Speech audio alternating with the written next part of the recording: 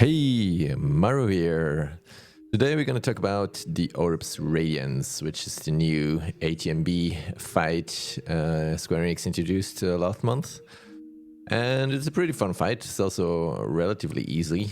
I'm going in with my standard composition, a little bit different tank, though I use a Paladin instead of Rune Fencer just because it can keep up with the healing and help a lot on damage mitigation. And basically, I'm doing standard buffs, Chaos roll, Samurai roll, 2 times Minuet, Madrigal, no, not even Madrigal, just when I 2 hour I do Madrigal. I do Area of Passion, and of course, On a March. And that's basically it. So the fight is basically pretty easy. The first thing you gotta do is DPS him. A lot of people opt for a TP denial or less TP feed strategy. I found that it's quite not needed. You can just basically go all out on the boss from the start with all of your characters or all of you guys which you have in the party. And until he does his absorb move. If you don't know, he does a pain sink kind of move where he absorbs all the damage you do and reflects it back to you.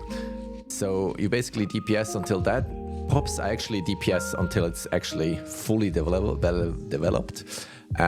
So you're actually gonna DPS into it a little bit.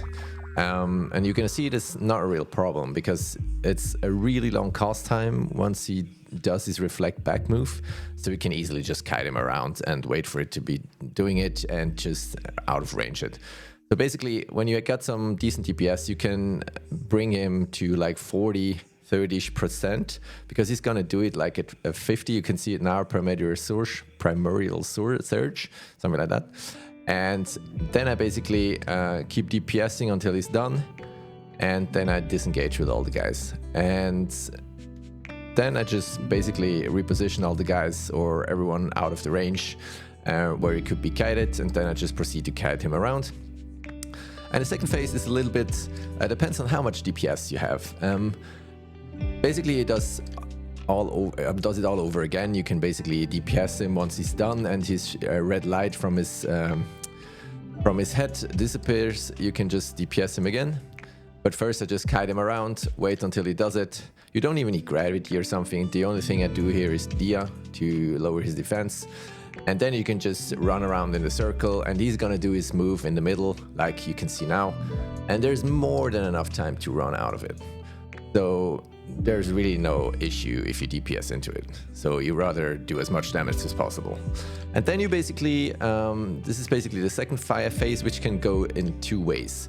First, if you have enough DPS, you can actually DPS him hard enough that you push him, that you kill him actually before he does his second move or his second absorption move. And he's gonna spawn some ads while doing this.